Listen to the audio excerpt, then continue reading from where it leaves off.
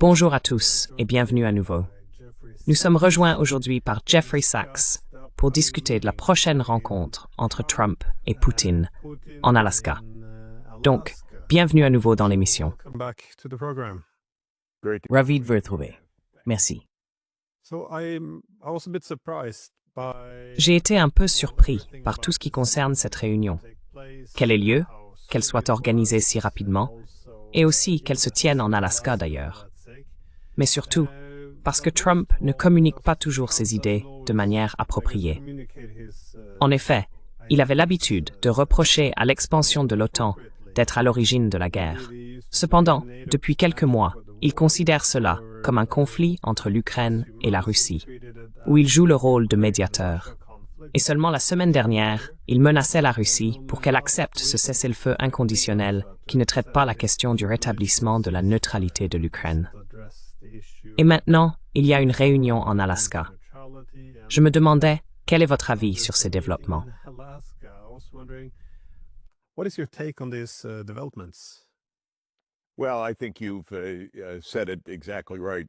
Eh bien, je pense que vous avez parfaitement raison. Il y a beaucoup de confusion pour nous à essayer de comprendre cela. Trump ne fait pas de discours pour expliquer son point de vue. Le gouvernement ne publie pas de documents pour expliquer les politiques officielles, s'il en existe. Truth Social n'est pas un substitut.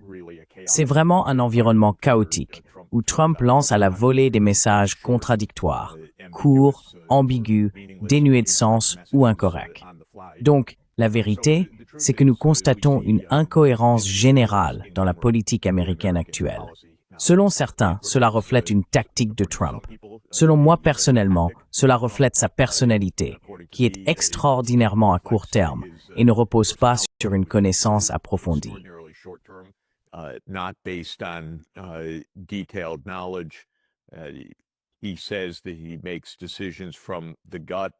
Il dit qu'il prend ses décisions à l'instinct. Ce n'est pas vraiment une façon de diriger le monde. À mon avis, c'est extrêmement dangereux. Donc pour répondre à la question, en résumé, je ne pense pas que nous comprenions vraiment cette rencontre. Je ne m'y attendais pas. La diplomatie ne fonctionnait pas en surface, du moins depuis de très nombreuses semaines. Soudain, il y a cette visite de Witkoff à Moscou. Ensuite, une réunion est annoncée à la hâte. Le lieu est resté incertain jusqu'à il y a quelques jours. Puis, il a été décidé qu'elle aurait lieu en Alaska. Comme d'habitude, il y a une cacophonie de voix et des messages et affirmations contradictoires qui circulent sur les réseaux sociaux et dans les médias de masse.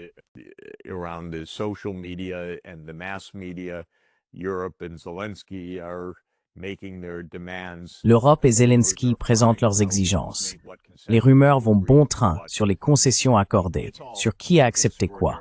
Tout cela est extraordinairement insatisfaisant, indigne, mal géré, puéril et dangereux, à mon avis.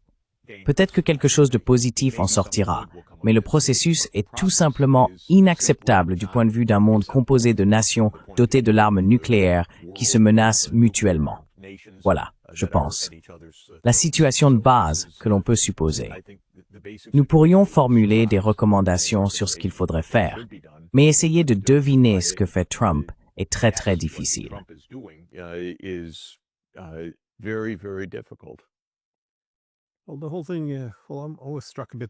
Eh bien, toute cette affaire, je suis toujours un peu frappé par un certain optimisme, car cela semble être une opportunité, s'il y a un véritable désir, je suppose, de mettre fin au siècle d'hostilité entre les États-Unis et la Russie et de vraiment transformer les relations, parce que leurs intérêts n'ont pas besoin d'entrer en collision en permanence. Et encore une fois, passer de la politique de l'endiguement à celle de la coopération. Mais ensuite, mon optimisme est parfois freiné par le fait que l'establishment politique aux États-Unis ne semble pas avoir tant changé que ça. Pensez-vous que les intentions des États-Unis, c'est-à-dire leur position dans le monde et leur position vis-à-vis de la Russie, ont fondamentalement changé au cours des 30 dernières années?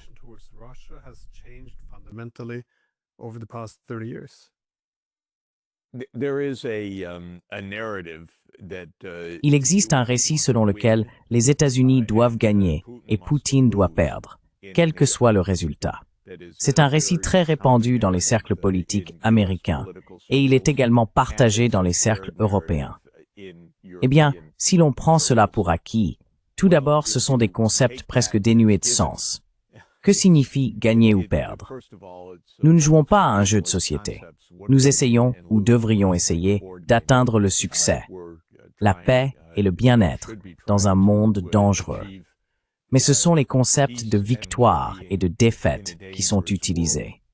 Washington est un endroit très peu impressionnant du point de vue de la réflexion sur la politique étrangère orientée vers le bien commun. Peut-être est-ce impressionnant dans la mesure où la ville mobilise plus de 1000 milliards de dollars par an pour les dépenses militaires.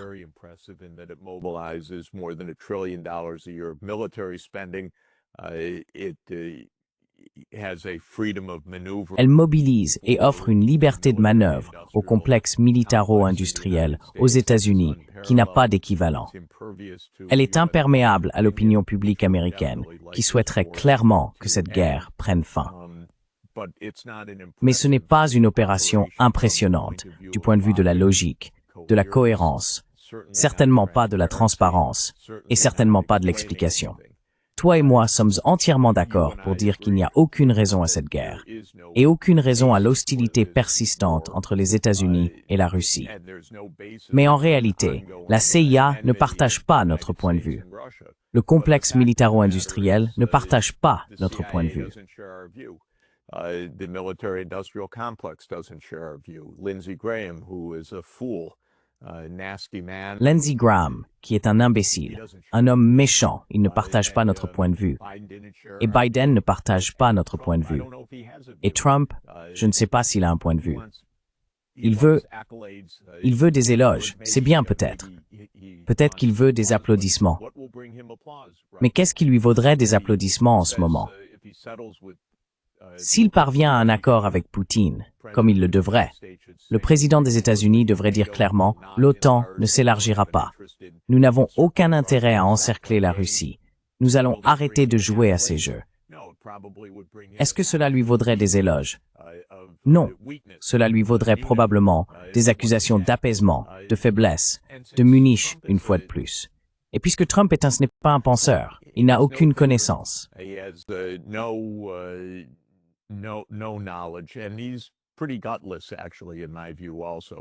Et en fait, il manque vraiment de courage, à mon avis aussi. Il ne sait pas comment s'opposer à tout cela. Donc, pour répondre à la question, j'étais optimiste quand il est arrivé. Parce que la logique sous-jacente, c'est que cette guerre n'aurait jamais dû avoir lieu. C'était une guerre fondée sur l'élargissement de l'OTAN. Une guerre basée sur un coup d'État mené par les États-Unis en Ukraine en février 2014. Une guerre due à l'échec des pays occidentaux à soutenir et à approuver les accords de Minsk II.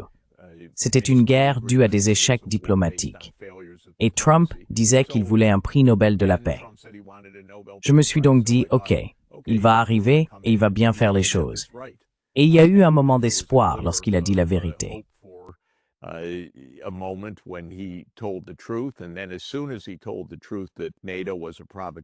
Et puis, dès qu'il a dit la vérité, que l'OTAN était une provocation, tout le monde lui est tombé dessus. Du Sénat américain, à ses propres conseillers, ses généraux, à Starmer, Scholz à l'époque, aujourd'hui Merz, Macron. Qui veut dire la vérité? Qui veut la paix? C'est donc vraiment une situation étrange. Zelensky, qui est-il? Il gouverne sous la loi martiale dans un régime que tout le monde considère comme totalement corrompu, dans une société épuisée. Il n'arrive pas à agrandir les cimetières assez vite. Une écrasante majorité d'Ukrainiens veut que la guerre se termine. Rien de tout cela n'a d'importance pour l'instant. Et cela soulève la question. C'est ton domaine, c'est le domaine que j'ai adopté. Quelles sont ses motivations? Parce que toi et moi avons raison. D'un point de vue logique, cette guerre devrait cesser.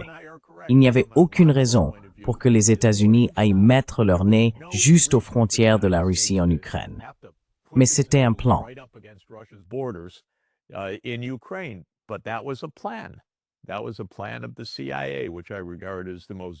C'était un plan de la CIA, que je considère comme l'institution la plus dangereuse et la plus ratée de l'histoire américaine. C'est probablement encore le plan aujourd'hui. Voilà donc le vrai problème. Un président des États-Unis devrait se lever et dire la vérité. Trump ne le fait pas. Il ne pense pas que c'est son rôle. Il ne sait pas que c'est son rôle, ou il n'a pas le courage de le faire. Et il y a tant d'autres politiciens qui, en Europe, si un dirigeant se lève et dit « Faites la paix maintenant », on a du mal à trouver une voie. C'est incroyable. Je ne sais pas ce que veulent ces gens. Et aussi en Europe, on réclame un cessez-le-feu. Personne ne veut parler des raisons de la guerre, de son origine, de la manière dont elle devrait s'arrêter définitivement. De quoi s'agit-il? C'est une esquive délibérée et persistante qui est remarquable. Et c'est l'opposé de ce qui est vraiment nécessaire pour maintenir la paix.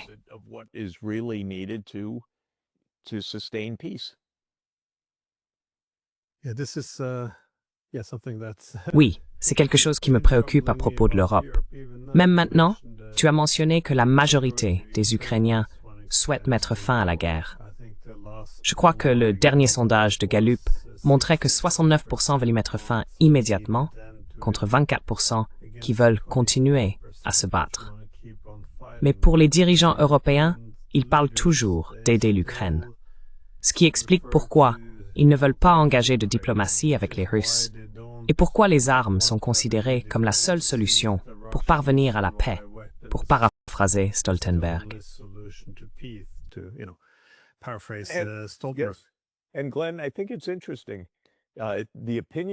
Et Glenn, je trouve cela intéressant. Les sondages montrent que l'Ukraine veut que la guerre s'arrête. Les sondages montrent que le peuple américain ne veut plus de soutien américain à cette guerre. Les sondages montrent que Starmer a un taux d'approbation de 20%. Scholz est en chute libre, et quelque chose comme ça, un peu plus élevé. Macron, 20% de taux d'approbation. Aucun de ces dirigeants n'a de soutien public. C'est essentiellement une conspiration de quelques personnes. Que font-ils? Pourquoi? Personne ne veut de cette guerre. Ni les populations, ni les Ukrainiens, ni les Américains. L'opinion publique dominante est, oui, il faut régler cela, faire des compromis, en finir avec cette histoire. Mais quelques dirigeants disent non, il faut continuer à se battre. Et ils le disent en dépit de l'opinion publique. Et soi-disant, ce sont des démocraties. Et ces dirigeants démocratiques vont à l'encontre de leur propre peuple.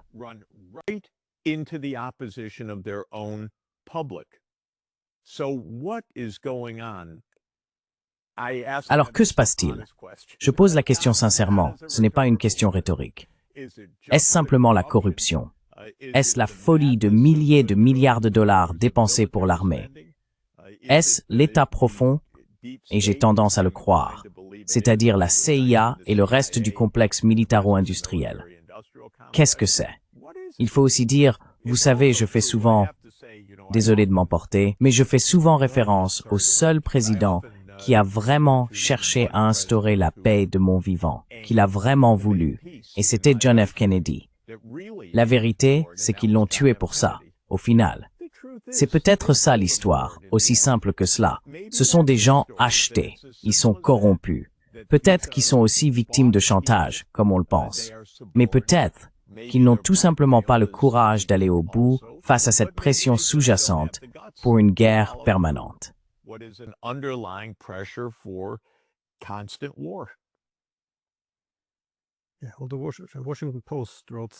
Le Washington Post a écrit quelque chose dans le genre que les dirigeants européens, et j'essaie d'être prudent avec les mots parce que, comme vous l'avez souligné, on dit souvent les Européens, mais évidemment, les dirigeants en Europe ne représentent plus vraiment le peuple, s'ils n'ont plus que 20% d'approbation. Mais le Washington Post disait que les dirigeants européens s'empressent de réagir à cette réunion en Alaska. Donc, ils ne sont pas contents.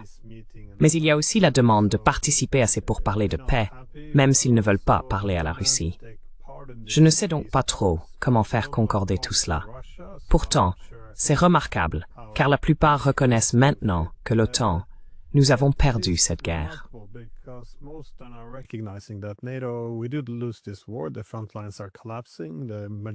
Les lignes de front s'effondrent. La majorité des Ukrainiens souhaitent la fin de la guerre. Pourtant, il y a une panique en Europe. Est-ce que cela a du sens pour vous? Je me demande si tout cela tourne autour de la position de l'Amérique en Europe. Qu'en pensez-vous? C'est-à-dire que, vous savez, le système d'alliance se renforce en période de conflit, et souvent, la menace d'un retour à la paix signifie aussi que cette alliance s'affaiblit. Les Américains ont exprimé à plusieurs reprises leur volonté non seulement de quitter l'Ukraine, mais aussi l'Europe, dans le cadre de leur pivot vers l'Asie. Mais encore une fois, les Européens étaient déjà très partisans de la guerre, avant la présidence Trump. Alors d'où vient cette panique? What is the panic about? Again, it's a question. C'est une question. L'Europe s'est elle-même acculée dans un coin, et ce coin rétrécit. En d'autres termes, l'Europe est de plus en plus dos au mur. Pourquoi? D'abord, les Européens refusent de parler à la Russie. Pourquoi? C'est un continent partagé. Pourquoi n'ont-ils pas de communication normale? Il ne s'agit pas d'amour, mais simplement de diplomatie. Non, non, il ne faut pas parler. C'est la première chose absolument étrange. Deuxièmement, l'Europe s'est retrouvée dos au mur avec la Chine, parce que ces soi-disant dirigeants européens, totalement incompétents, von der Leyen, Costa et d'autres, vont en Chine puis insultent les Chinois. Quel est le but de ce voyage? Ils veulent rompre les relations avec tout le monde. Troisièmement, ils s'humilient vis-à-vis des États-Unis parce que Trump se moque complètement de l'Europe. C'est évident. Et pourtant, les Européens se courbent autant qu'ils le peuvent, s'excusent pour tout et font des concessions unilatérales.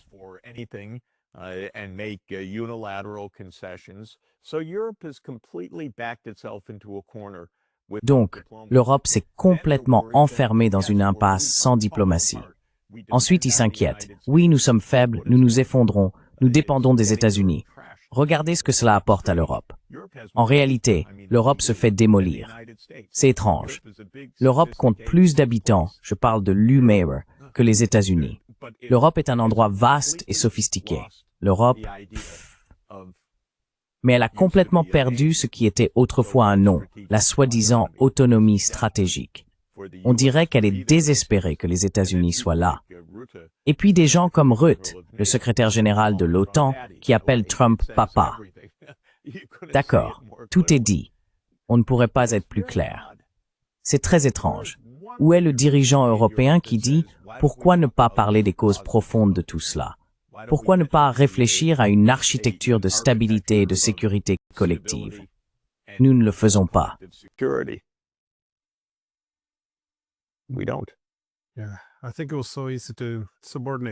Oui. Je pense qu'il a été très facile de se subordonner aux États-Unis, parce que, pendant près de 30 ans, on a toujours supposé que les États-Unis auraient le dernier mot. Donc tant que vous étiez du bon côté, cela devenait un partenariat où jouer le rôle du partenaire junior était avantageux. Je pense donc que beaucoup de choses ont brisé la réalité des dirigeants européens, car ils partaient du principe que si les Russes s'opposaient aux Américains sur ce point, si l'Amérique décidait vraiment de détruire l'Ukraine maintenant, alors elle réussirait. Et cela n'a pas réussi. Et maintenant, ils voient effectivement les Américains essayer de mener une politique qui bouleverse le monde avec l'Europe, à laquelle ils se sont pleinement engagés. Mais il y a aussi le rôle de la Russie, je pense, car pendant 30 ans, tous les liens diplomatiques avec la Russie consistaient à créer des institutions européennes dans lesquelles la Russie ne devait pas avoir de place à la table, mais on s'attendait à ce qu'elle respecte toutes les décisions.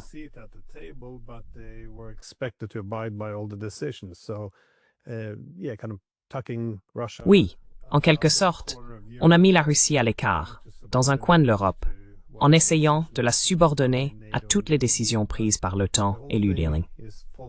Mais tout cela est en train de s'effondrer, et je ne pense pas que quelqu'un ait de solution, à part simplement « essayons de détruire la Russie ou de la vaincre ». Encore une fois, cela ne veut pas dire que la Russie doit être innocente en tout. Mais simplement, si on ne peut pas, il n'y a aucune considération pour la diplomatie. Comment pouvons-nous apprendre à vivre avec eux? Parce que nous sommes sur le même continent, comme tu l'as dit. Mais personne ne veut, je suppose, emprunter cette voie, car pendant 30 ans, nous avons plus ou moins fait des plans pour faire de la Russie presque une colonie à la périphérie de l'Europe. Et maintenant, oui, elle dicte l'avenir de l'Europe avec les Américains, et les Européens sont sur la touche. C'est une réalité très différente de la fin de l'histoire que nous attendions ou espérions depuis 30 ans.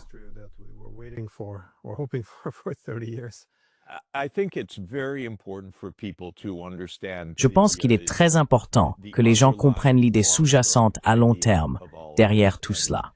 Et je remercie Zbigniew Brzezinski de l'avoir exposé clairement en 1997 dans un essai qu'il a écrit pour le Council on Foreign Relations, intitulé « Une géostratégie pour l'Eurasie », ainsi que dans son livre de la même année, Le Grand Échiquier. Il est évident que le plan des années 1990 visait à affaiblir la Russie, voire même à la voir se disloquer, car Brzezinski, dans son article de Foreign Affairs, évoquait le remplacement de la Russie par 3 pays différents dans une confédération lâche, ce qu'il appelait une Russie européenne, une Russie sibérienne et une Russie de l'Extrême-Orient. Et il estimait que oui, il se pourrait qu'elle se divise en 3, et pas seulement en un seul pays.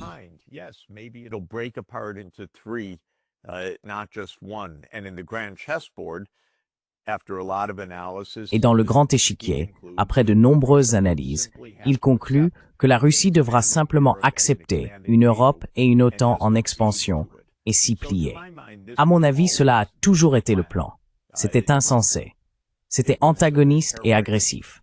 Vous savez, puisque vous et moi sommes confrontés au récit dominant quotidien selon lequel tout est de l'agression russe, les gens devraient simplement noter systématiquement sur une feuille de papier, s'ils utilisent encore du papier. Ils peuvent le faire sur un tableau Excel, s'ils préfèrent. Toutes les actions agressives de la Russie et toutes celles des États-Unis et de l'Europe.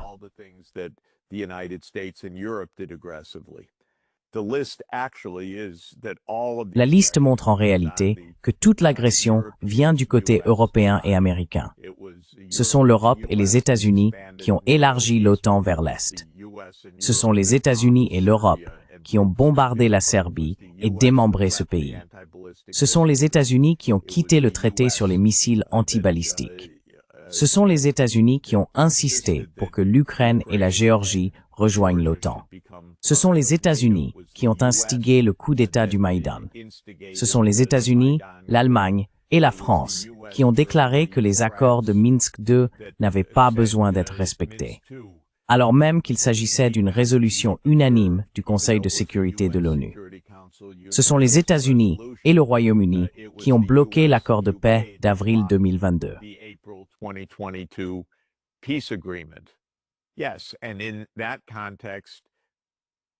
Oui, et dans ce contexte, le 24 février 2022, la Russie a étendu ce qui était déjà une guerre de 8 ans par son invasion de l'Ukraine. Oui, elle l'a fait.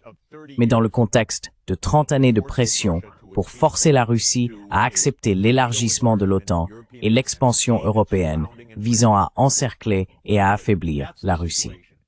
Voilà la situation. Trump a évoqué cela une fois dans un éclair de vérité plus tôt dans l'année, puis il s'est attiré les foudres de tout le monde pour avoir dit un moment de vérité en Europe. En gros, aucun dirigeant ne dit la vérité, à l'exception de Fico et Orban.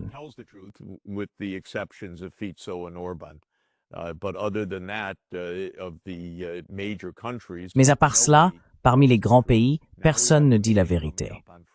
Maintenant, nous avons la réunion prévue vendredi. Peut-être devrions-nous en dire quelque chose d'optimiste. Cette guerre pourrait prendre fin.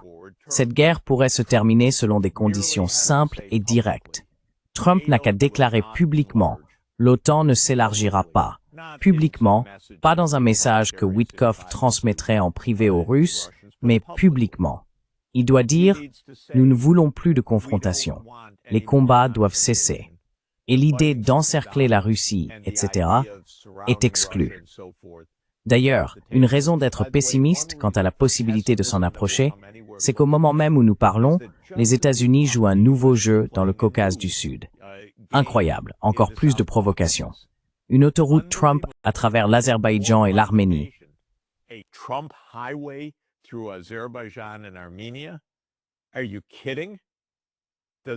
Vous plaisantez?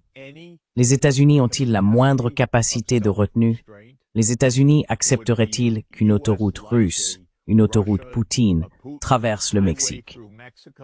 Mais alors même que nous discutons et essayons de trouver une lueur d'espoir, les États-Unis continuent de jouer dans le Caucase du Sud, comme ils le font depuis 30 ans d'ailleurs, car cela faisait partie de la stratégie, attaquer la Russie par son flanc mou. C'était d'ailleurs une partie de la stratégie de la CIA de 1945 à 1991, attaquer la Russie le long de la bordure sud-islamique de l'Union soviétique. Donc, il semble qu'ils ne puissent pas s'empêcher de jouer à des jeux. Personne ne veut la paix. Tout le monde veut semer le trouble, la guerre.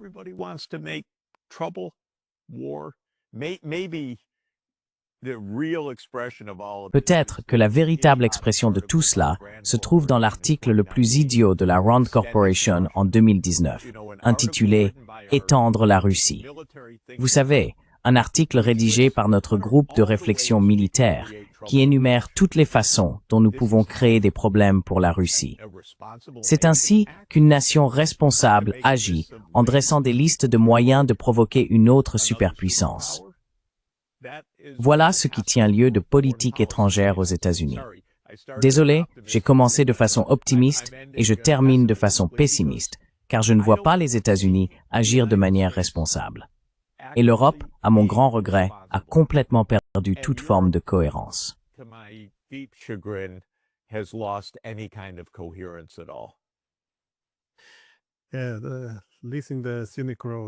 Oui, louer la route panoramique en Arménie pour 99 ans aux États-Unis. Maintenant, il semble que les signaux d'alerte en Iran soient bien plus forts qu'en Russie également. Donc cela va simplement devenir une autre crise. Mais oui, exactement, tu as raison.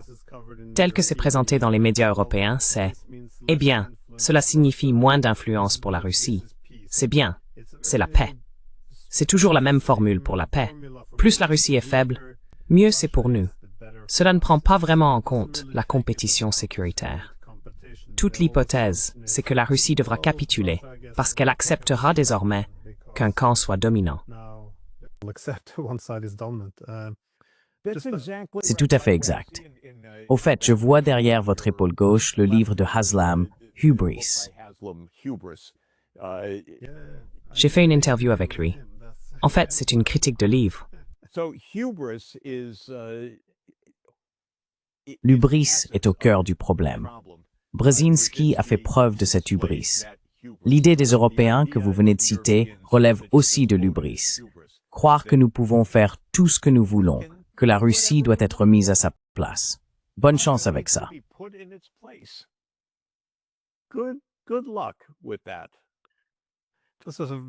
Juste une toute dernière question rapide. Avez-vous des prévisions concernant ces soi-disant négociations de paix en Alaska?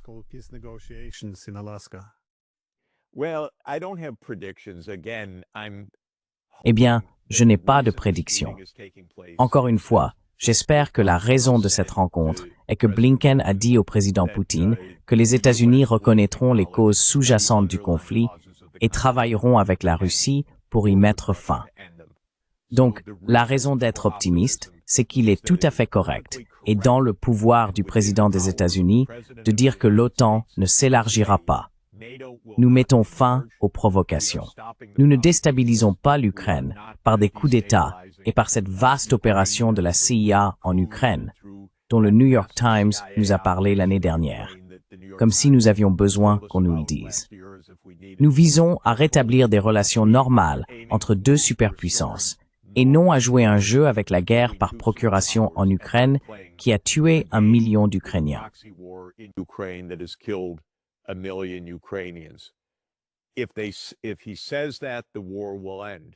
S'il dit cela, la guerre prendra fin. La deuxième chose qu'il devrait dire, c'est « Je me fiche de ce que dit Zelensky. Il ne représente pas le peuple ukrainien. Il gouverne par la loi martiale. Son régime est corrompu. Le peuple ukrainien veut que cette guerre se termine, et ce de façon écrasante, comme Gallup vient de nous l'indiquer. Et il devrait dire aux Européens « Je ne vous écoute pas. Vous êtes ridicules. » Peut-être que nous avons créé ce monstre parce que les États-Unis ont promu des politiciens pro-État profonds pendant 30 ans. Mais ce sont les États-Unis et la Russie qui mettent fin à ce conflit. Et cela profite au monde entier. Aux États-Unis, à la Russie, mais aussi à l'Ukraine et à l'Europe. Et nous n'allons pas laisser des va-t-en-guerre qui n'ont aucune popularité dans leur pays faire obstacle. Voilà ce que j'espère voir sortir de tout cela.